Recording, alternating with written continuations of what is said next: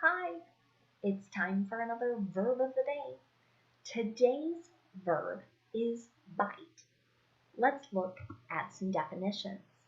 The first and most common way you are likely to hear this word be used is to mean to use one's teeth to cut into something or to grip something. We generally use this when we're talking about people or animals, right? And this action of biting. But this verb can have other uses or meanings. A second definition for the verb bite is to press into a part of one's body, causing pain.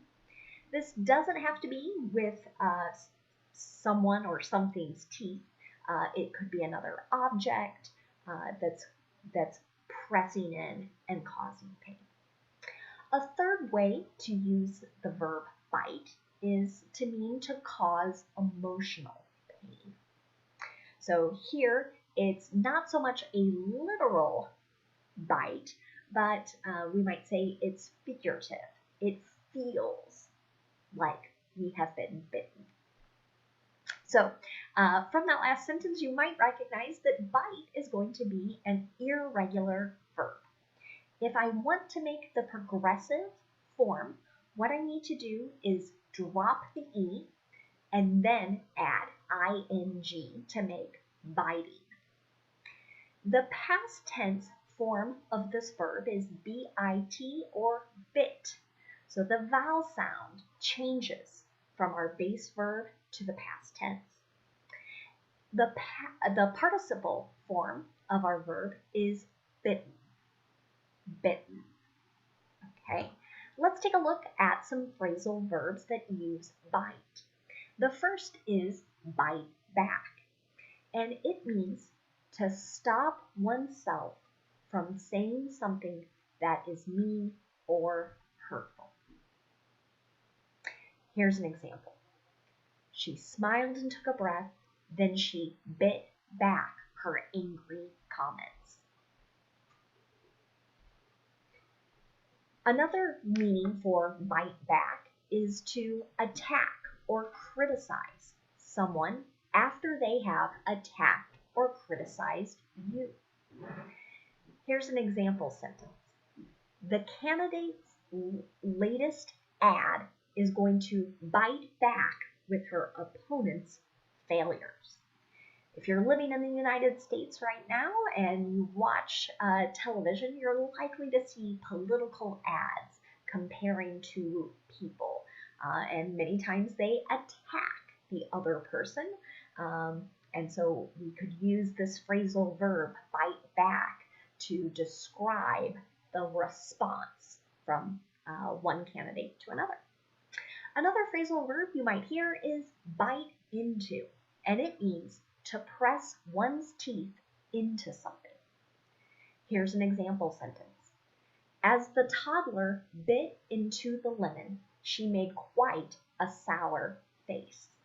So you probably recognize that lemons, while very good, not something you want to take a bite of, like an orange or an apple. So that's why we get them probably puckering face, closed eyes from the toddler. Another phrasal verb you might hear is to bite off, and its meaning is to separate something from the main part by biting. So here's an example of that. He bit off part of my candy bar. Let's continue practicing using the verb bite in a few different tenses. We'll take a look at simple past, present perfect, and simple future today. In the past tense, to make the affirmative, we're going to use that irregular form of our verb, bit. And it doesn't matter what our subject is, if it's singular or plural, I, you, me, they, it's always going to be bit in the affirmative. Here's an example. When he was 2 years old, he bit his brother. If I want to make a negative sentence in simple past tense, I'm going to use did not and then the base verb. So we're not going to use bit, the irregular form here with the negative. Here's an example sentence. I tried to argue with her, but she didn't bite back. If I want to make a question, a yes or no question in particular, in the simple past tense, I'm going to start with did, then I'll have my subject, and then the base verb. Did the snake bite him? Next, let's look at present perfect. We use this verb tense to talk about an action that happened at an indefinite time in the past. So as an example, I could take my simple past affirmative sentence before, when he was 2 years old, he bit his brother. And if I didn't want to be so definite with the time, right, I could say he has bitten his brother. And then we don't know, did that happen last week, many years ago? Who knows? So what you can tell from that additional example there is that in the present perfect, we're going to use have or has, and then the participle form of the verb. Here's an example. They have bitten a jalapeno. If I want to make a negative sentence in the present perfect, I'm going to insert not after has or have. And you may hear native speakers use the contraction form, hasn't or have. Here's an example of that. The dog hasn't bitten anyone. Finally, if I want to make a yes or no question, I'm going to start with have or has, then my subject, and then the participle form of the verb. Have you ever bitten into fruit that wasn't ripe? Next, let's look at simple future. And today, we'll use be going to and our base verb to express future. We tend to use this be going to talk about predictions, so things we think are going to happen in the future, or to discuss our plans. I think many of the examples I have here are going to fit well with the prediction form of using be going to. To make this simple future form, I want to use the present tense form of be, that's am, is, or are, and then we're going to use going to and then the base verb. Here's an example. The fish are going to bite tomorrow morning.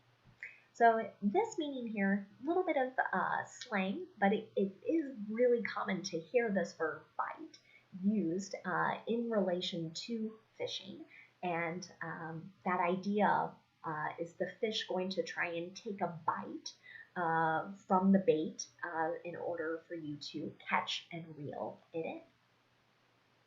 If I want to make a negative sentence in simple future, I'm going to insert not after my be verb. So we'll hear am not, are not, is not. And you may hear the contraction forms of aren't and isn't. Then we'll follow that exact same pattern of be, not, going to, and our base verb. Here's an example sentence.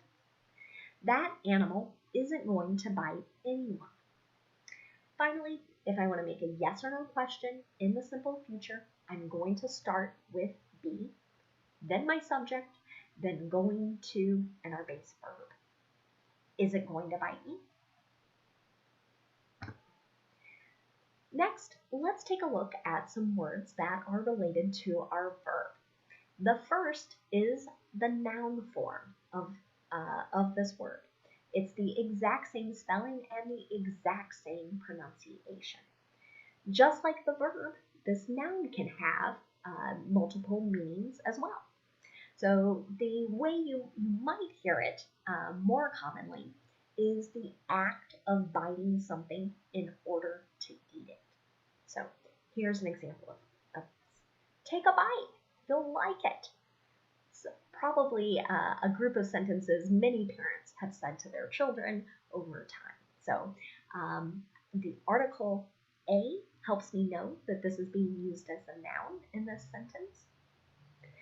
A second meaning for bite could be a wound, which is a bit like an injury that comes from either an animal or person's teeth.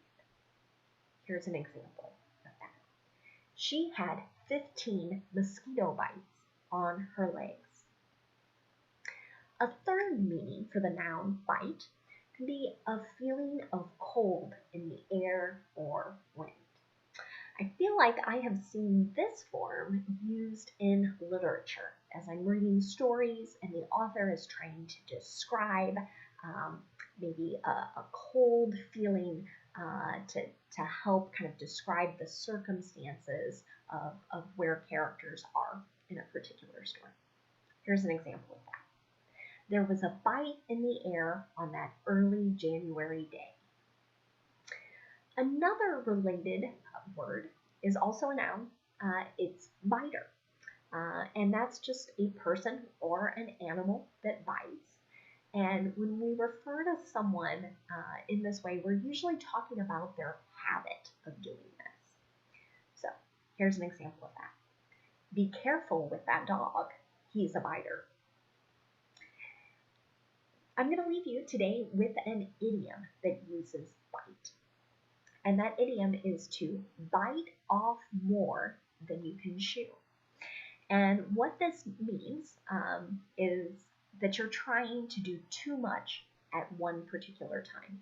This has nothing to do with food, nothing to do with eating, but really it's about having too many projects, too many commitments, and not being able to do them all. So here's an example of that.